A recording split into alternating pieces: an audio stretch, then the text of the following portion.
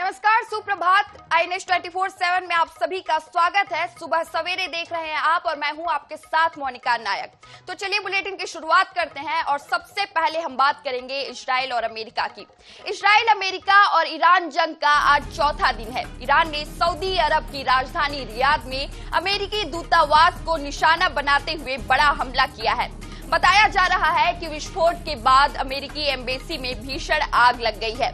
वहीं सऊदी अरब के रक्षा मंत्रालय ने भी इस हमले की पुष्टि की है। मंत्रालय ने बताया कि ईरान की ओर से रियाद में अमेरिकी दूतावास पर 2 ड्रोन से हमला किया गया। इस बीच ईरान के टॉप नेशनल सिक्योरिटी अधिकारी अली लारिजानी ने सोमवार को कहा कि ईरान अमेरिका से कोई बातचीत नहीं करेगा। यह बयान उन खबरों के जवाब में आया है जिनमें कहा गया था कि ईरान ने अमेरिका से फिर से बातचीत शुरू करने की कोशिश की है। ईरान ने आज इजराइल के अलावा कतर, बहरीन और संयुक्त अरब अमीरात में हमले फिर शुरू कर दिए हैं।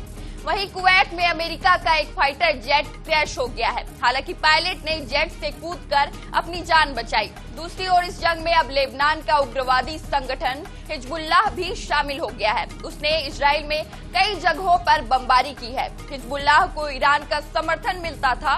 अब उसका कहना है कि वह खामेनेई की मौत का बदला ले रहा है। अल जजीरा की रिपोर्ट के मुताबिक अमेरिका और इजराइल ने मिलकर अब तक ईरान के 1000 से ज्यादा ठिकानों पर हमले किए हैं।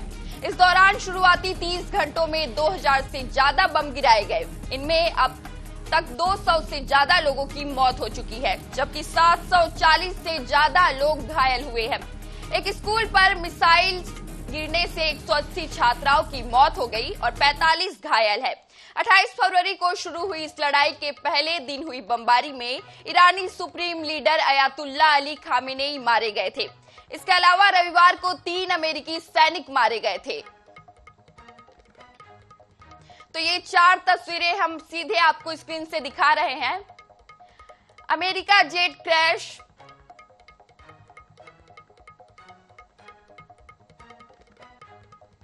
उड़ानें रुक गई जिससे लोग फंस गए। युद्ध पर भारत की नजर भी बनी हुई है। ये 4 तस्वीरें आप देख सकते हैं जिसमें युद्ध की ये तस्वीरें आपको दिख रही है।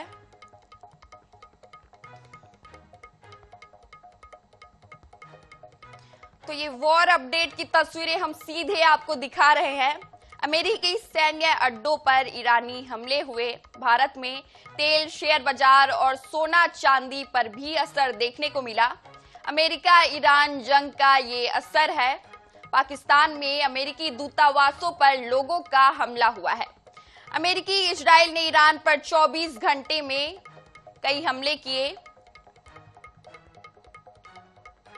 और ट्रंप का बोलना है कि अभी हमला बाकी है। कुवैत में अमेरिका के 3 फाइटर जेट भी क्रैश कर दिए गए। ईरान में 555 की मौत हो गई। 555 लोगों की मौत बताया जा रहा है।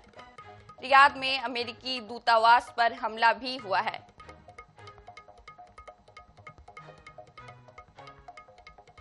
विस्फोट के बाद एम्बेसी में आग लग गई, तो वहीं ईरान ने भी पलटवार किया है। इजराइल, अमेरिका और ईरान की जंग का आज तीसरा दिन है। ईरान और अमेरिका इजराइल जंग का आज तीसरा दिन। ईरान के 1000 से ज्यादा ठिकानों पर हमले हुए हैं। ईरान पर 2000 से ज्यादा बम गिराए गए। अब तक 200 से ज्यादा लोगों की मौत हुई है। ट्रंप का बोलना है कि अभी सबसे बड़ा हमला बाकी है।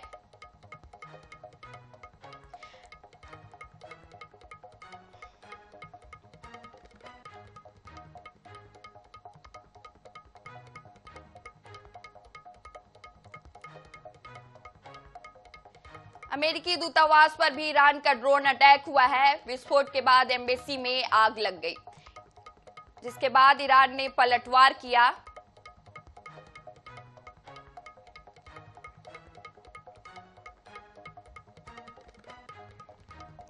इजराइल, अमेरिका और ईरान जंग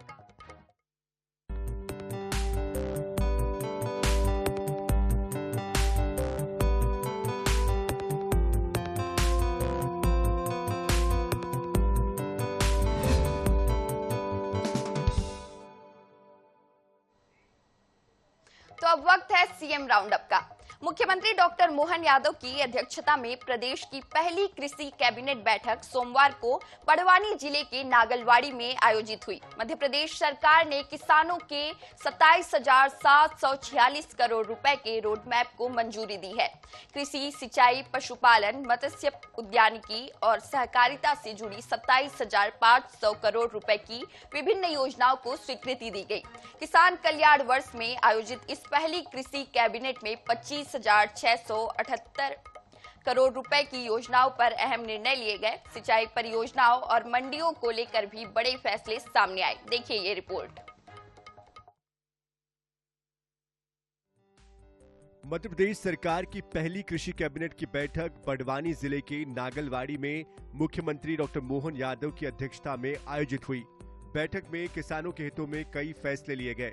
इसके बाद मुख्यमंत्री भगोरिया पर्व में भी शामिल हुए। इस मौके पर मुख्यमंत्री डॉक्टर मोहन यादव ने कहा कि भगोरिया केवल एक उत्सव नहीं है, बल्कि प्रकृति के साथ आनंद में झूमने का पर्व है।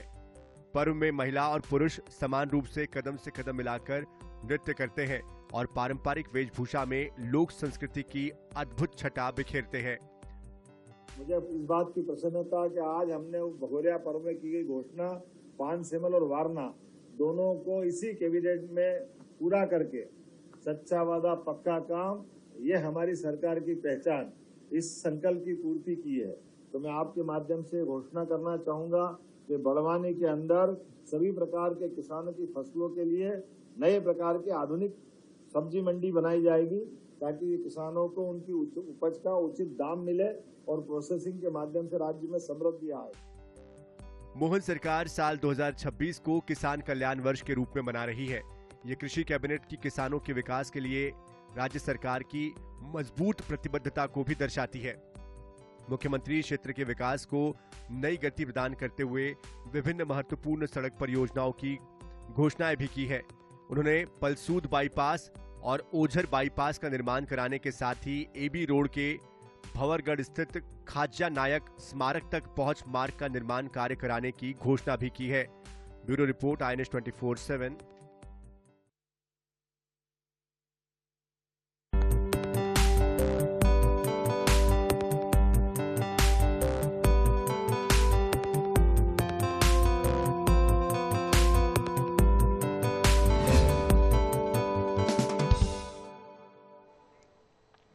तो इस वक्त की बड़ी खबर आ रही है भोपाल से, जहां होली से पहले शासकीय कर्मचारियों को बड़ा तोहफा मिला है। अब केंद्र के समान 58% मिलेगा महंगाई भत्ता। इसका लाभ अप्रैल 2026 के वेतन से मिलेगा। कर्मचारियों को एरियर 6 किस्तों में दिया जाएगा। जुलाई 2025 से मार्च 2026 तक के एरियर की राशि दी जाएगी। तो ये बड़ी खबर हम आपको भोपाल से बता रहे हैं, जहां होली से पहले शासकीय कर्मचारियों को बड़ा तोहफा मिला है।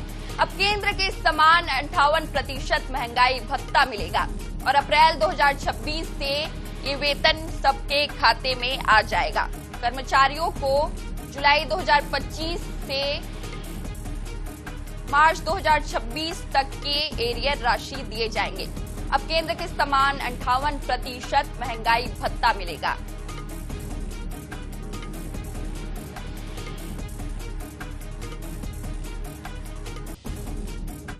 होली के शुभ अवसर पर राज्य सरकार द्वारा राज्य के शासकीय सेवकों के महंगाई भत्ते में 3% की वृद्धि कर 58% करने का निर्णय किया है। इसके अंतर्गत राज्य के शासकीय सेवकों को भारत सरकार के समान माह अप्रैल 2026 पेड इन मई 2026 के वेतन पर 58% महंगाई भत्ता मिलेगा। इसमें जुलाई 2025 से मार्च 2026 तक के एरियर्स की राशि मई 2026 से प्रारंभ होकर 6 समान किस्तों में भी हमने देने का निर्णय किया है। तो वहीं छत्तीसगढ़ उच्च न्यायालय ने बांग्लादेशी महिला और उसके बच्चे को नारी निकेतन से रिहा करने की मांग वाली बंदी प्रत्यक्षीकरण याचिका खारिज कर दी है।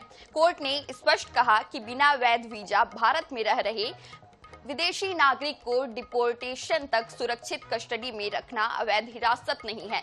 याचिकाकर्ता हृदय शर्मा ने प्रेम विवाह का दावा किया था। राज्य सरकार ने बताया कि महिला बांग्लादेश की नागरिक है और उसके खिलाफ वहां भी गुमशुदगी का रिपोर्ट दर्ज है। फिलहाल मां और बच्चे को नारी निकेतन में सुरक्षा के तहत रखा गया है तथा डिपोर्टेशन की प्रक्रिया जारी है।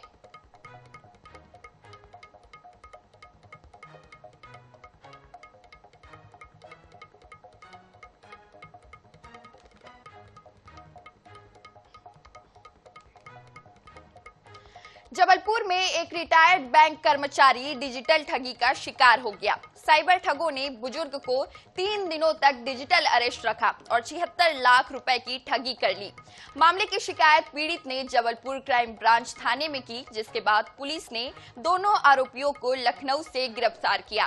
पीड़ित के मुताबिक ठगों ने कहा कि उनके नाम पर एक दिल्ली में एक फर्जी सिम जारी हुई है और उसी सिम से मानव तस्करी गिरोह कई लोगों को परेशान कर रहा है। ठग ने खुद को सीबीआई अधिकारी बताकर पीड़ित को डिजिटल अरेस्ट पर रखा और बैंक का पैसा सुरक्षित रखने के लिए अपने खाते में 76 लाख ट्रांसफर कर लिए।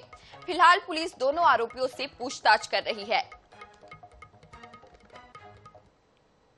उन्हीं आरोपियों से पूछताछ के आधार पर ये ज्ञात हुआ कि अजय वर्मा के खाते में जो 75 लाख की ठगी हुई राशि थी, तो पूरी राशि इसी के खाते में गई थी और इसने जो खाता है वो गोलू उर्फ विशाल चौहान के कहने पर खुलवाया था और विशाल ने फिर इसके जो खाते से रिलेटेड पूरा किट जो थी, जिसमें पासबुक, चेकबुक, एटीएम कार्ड, वो अंकित को दे दी थी। तो अब प्रकरण में विशाल चौहान और अंकित को लखनऊ से गिरफ्तार किया। बालाघाट में जिला पंचायत सीईओ और पंचायत कर्मचारियों के बीच का विवाद अब आंदोलन में बदल गया है। वित्तीय वर्ष खत्म होने से पहले काम का टारगेट पूरा करने के दबाव को लेकर कर्मचारियों ने सीईओ के खिलाफ मोर्चा खोल दिया है। पंचायत सचिवों, जनपद और जिला पंचायत कर्मचारियों के साथ ही इंजीनियरों ने एक संयुक्त मोर्चा बना लिया है। कर्मचारियों का कहना है कि प्रतिदिन शाम 6 बजे से देर रात तक वीडियो कॉन्फ्रेंस कर दबाव बनाया जाता है, साथ ही असम्मानजनक व्यवहार किया जा रहा है। महिला कर्मचारियों ने भी असुविधा और मानसिक दबाव की बात कही है। कर्मचारियों ने साफ चेतावनी दी है कि यदि हालात नहीं बदले तो वे सामूहिक अवकाश पर चले जाएंगे।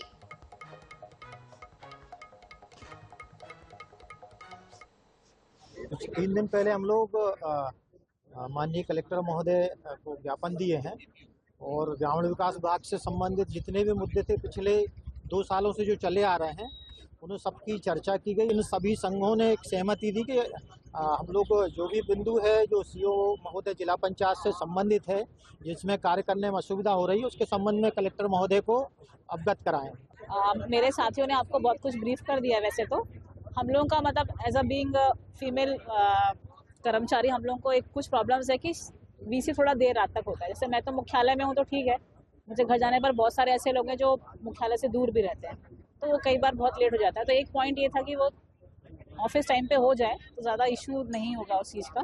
प्रतिदिन वीसी लेना, सीएम हेल्पलाइन, समग्र की प्रगति एवं अन्य कार्यों की प्रगति को लेकर के वेतन कटौती जो होती थी, उसके संबंध में परेशान होकर के एकजुट होकर के सबने निर्णय लिया था।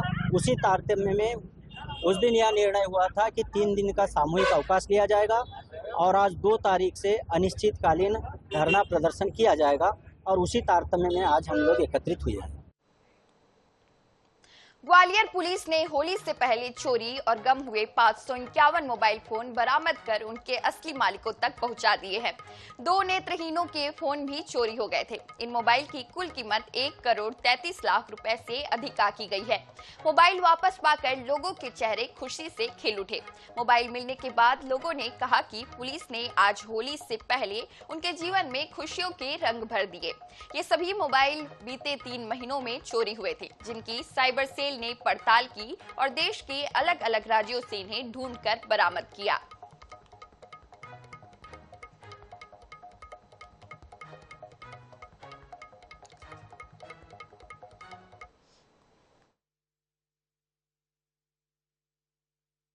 लंबे समय तक मोबाइल के मिलने की कोई उम्मीद नहीं थी मुझे, पर 17/1/2026 को मुझे मैसेज प्राप्त हुआ था, जिसके बाद हमने साइबर सेल टीम से संपर्क किया और उन्होंने बताया कि आपका मोबाइल थोड़े समय के लिए चालू हुआ था, जिसके मिलने की पूरी उम्मीद है। हम आपको ढूंढ कर देंगे, आप निश्चिंत रहें। हमारी साइबर टीम में sub inspector Vishwajeet Jat, sub inspector Rajni Raghuvanshi और इनकी पूरी टीम ने बहुत ही कठिन मेहनत करके इन 551 मोबाइल फ़ोन, जिनकी कीमत 1.5 करोड़ के लगभग है, इनको बरामद किया गया है। ये मोबाइल फ़ोन अलग अलग राज्यों के अलग अलग लोकेशन से बरामद किए गए हैं। तो अब रुक कर लेते हैं अगली खबर की ओर। छत्तीसगढ़ के बजट को लेकर शिक्षा मंत्री गजेंद्र यादव ने दुर्ग स्थित भाजपा कार्यालय में पत्रकार वार्ता की। शिक्षा मंत्री गजेंद्र यादव ने कहा कि ये बजट 2047 तक छत्तीसगढ़ को विकसित राज्य बनाने की दिशा में तैयार किया गया है, जिसमें शिक्षा, औद्योगिकरण, एआई, युवाओं के भविष्य और महिलाओं के सशक्तिकरण पर विशेष ध्यान दिया गया है। इसके अलावा उन्होंने कहा कि नई शिक्षा नीति को जल्द लागू किया जाएगा, जिससे शिक्षा व्यवस्था में सुधार होगा। बड़े आनंद से मनाए, उत्साह से मनाए और सौभाग्य है हमारी छत्तीसगढ़ की सरकार ने लोगों को होली मनाने के लिए होली के पूर्व ही यहाँ के किसानों के खाते में 10,300 करोड़ रुपए से ज्यादा की राशि 25 लाख किसानों के खाते में डाला है। सभी किसानों को बधाई देता हूँ। इस साल का जो बजट है आने वाले छत्तीसगढ़ को 2047 के विकसित राज्य के बजट के अनुरूप बजट किया गया है। शिक्षा को फोकस किया गया है, औद्योगिकरण को फोकस किया है, एआई बेस्ड शिक्षा की व्यवस्था को फोकस किया गया है, युवाओं के भविष्य को लेकर फोकस किया गया है। साथ ही साथ जो हमारी बहन है, सुकन्या जो हमारी बहनें हैं, उन बहनों को 18 वर्ष होने के बाद रानी दुर्गावती योजना के तहत 1.5 लाख रुपए देने के प्रावधान इस बजट में किया गया है। तो इस बुलेटिन में फिलहाल इतना ही। छत्तीसगढ़, मध्य प्रदेश सहित देश विदेश की बड़ी खबरों से जुड़े रहने के लिए बने रहिए हमारे साथ। नमस्कार।